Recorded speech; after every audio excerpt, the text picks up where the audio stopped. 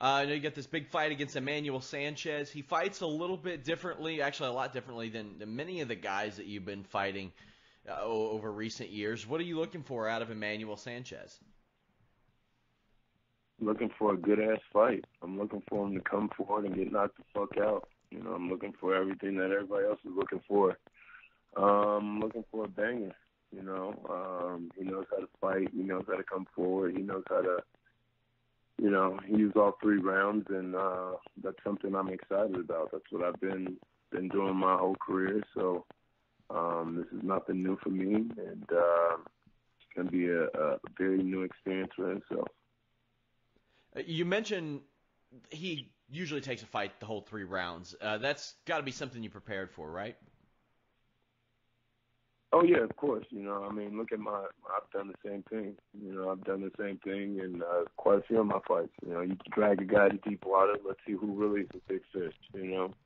And he's been able to, you know, to get out there and do that. Only problem is I'm the same guy. You know what I mean? I've been that same guy that's done that for years. You know, so your tactic might work on other guys, but for me, it's the same thing, bro. We've been able to get it done. Now you've been to the championship rounds 6 times. How much of a factor do you think that plays, if at all? I mean, you've not only been the 3 multiple times, you've been well past that. It plays a part, man. It lets you know what I'm here for. You know, it lets you know what I've been preparing for. You know, I don't just sit here and do, you know, 3 rounds at the gym. I don't sit and do 5 rounds at the gym. You know, I'm doing a lot of rounds to make sure that I'm ready for more. You know, just in case if, you know, he gets beat up too bad and his coaches want another 3 rounds themselves, I'll make sure I have another 3 rounds for somebody. So that's my thought. You know, it's always been my mentality. You know, you go further and you go harder and you just get it done. Are you excited at this point to just be fighting someone who isn't Pat Curran or Patricky Pitbull?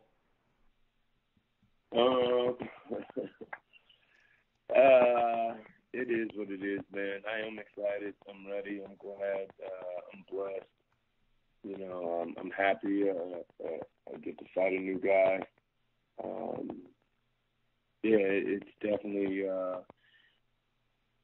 different to be looking forward to somebody different, but it's a good feeling. It feels good again, dude. I feel like I'm back where I started, and that's what I've been wanting to feel for a long time. You know, I've been stuck in this rut, either fighting the same guy or stuck in an injury, and then fighting the same guy again, or you know, fighting this guy and then going right back to the same guy. So for the past like 4 years, it's nothing but the same faces.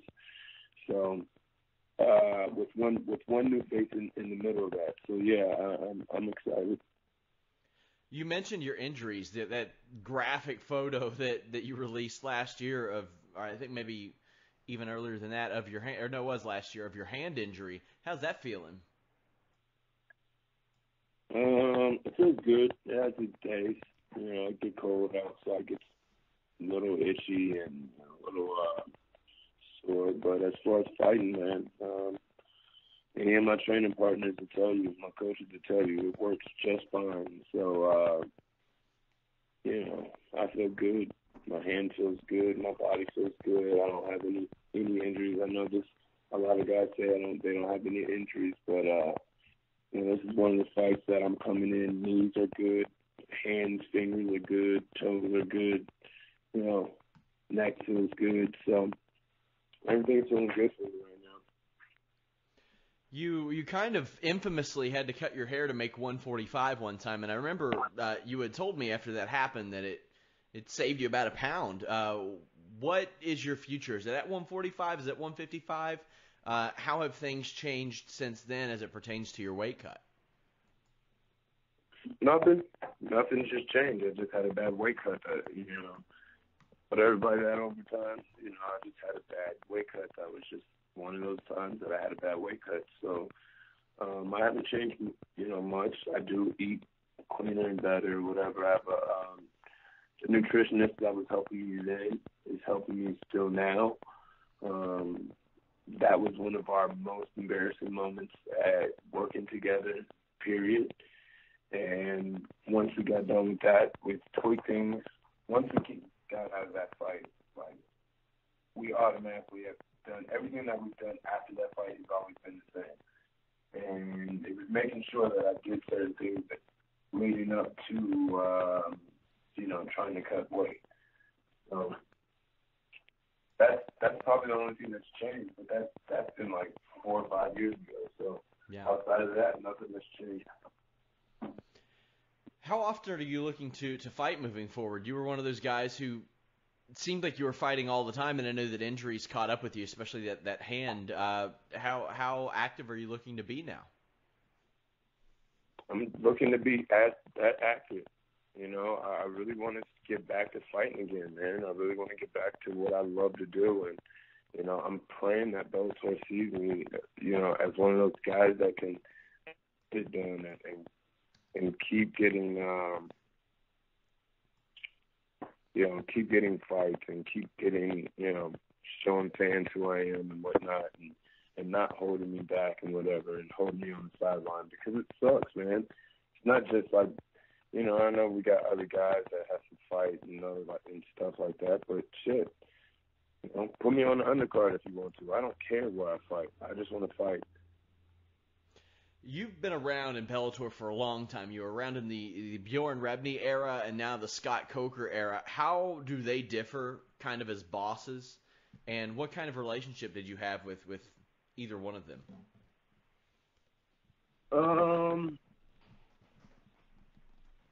Both of them are two different guys, obviously. I can't really say nothing bad about Bjorn. We had some issues. Once or twice, but he did nothing but treat me well. Some people didn't like how he ran the business. That's his business, you know what I mean?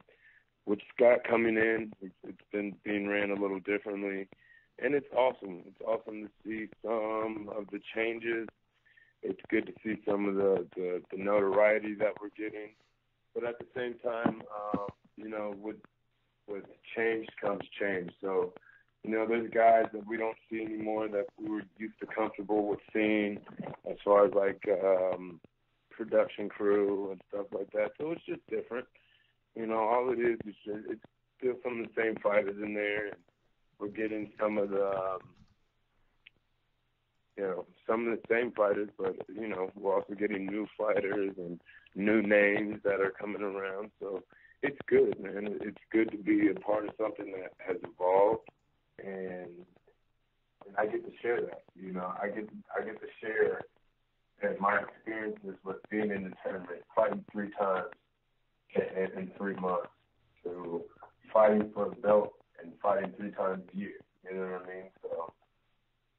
They moved away from the tournament format after that, and one of the reasons that I was told that they did that was to avoid constant rematches. But it's like once that happened, you started to experience that more than ever. I know that you had fought Pat Curran before they eliminated the tournament aspect of things, but what do you think about that? Do you miss that at all? I know you found great success. You made it to the finals in one tournament. You won another tournament. But what did you think of that and their decision to remove that? I don't think it was anything like horrible, because those tournaments were taxing, man. They really was taxing. But with Bellator being who we are, that's the ones that you can weed out the fighters. Mm-hmm. And it depends on what type of fighting we're talking about. Are we talking about who's the best fighter on just this given night, or who's the best fighter like all around? Give them 3 fights in 3 months and let's see who wins. You know what I mean? That's 2 different animals. You know what I mean? Some guys can't keep their body in shape for that long. Some of these guys can't do that, but they can show up on one night and be the best fighter you've ever seen. You know what I mean? So it just bred 2 different type of fighters. You know what I mean? And I'm just lucky enough to be one of those guys that can can show I can do both. Yeah, I remember you fighting in March, April, May, back-to-back years, and you went to the third round in each of those fights back-to-back years. So I'd imagine that had to be exhausting. Also, I remember when you were coming up in basically the northern Kentucky area, fighting out here a lot. How often do you make it back to the area, or do you? I do actually. That's I'm from Cincinnati, Ohio, so that's always my love, man. I have family there. I mean, my little girl's there. My child's mom's there, so you know that's actually one thing that it's funny. You know, I usually fight and fly straight to Cincinnati. You know, I don't really get to see too much of the shows anymore out there, or I don't really get to be a part of them anymore. But you know, I still got buddies out there fighting and still putting on for Vision MMA and whatnot. So it's nice to see that they're still going strong out in the Midwest. And you know, I think it's important. Here's the thing, though. It's not like when I first started. And I'm sure when I first started, it wasn't. There was probably old timers that were saying the same thing about when I started. It's not like when I started. You know, when I started, we fought in these regional shows all over the place. Why? To make a name. Why? So we could get to one of these big shows. You know what I mean? Now all of a sudden it's like, hey, let's just sign this guy. He has a good name. He came from college. Hey, let's sign this guy. He has a good name. You know, let's add to our roster. Whereas we had to prove ourselves. You know what I mean? I fought in Chicago. I can't tell you how many times I fought for XFO before I even got a shot. You know, fighting at these local shows, fighting some of their toughest guys, and then, you know, fighting in Texas, fighting, you know, one of their toughest guys, which isn't even one of their toughest guys, is a guy from Cali, Curran. Fucking guy's a beast, you know what I mean? But that's how I made my name. I think that's how we, you know, and when I say we, I mean my generation of fighting. I think that's how we got, you know, to who we are, because we had to prove ourselves to get to this top level, and then prove ourselves at this.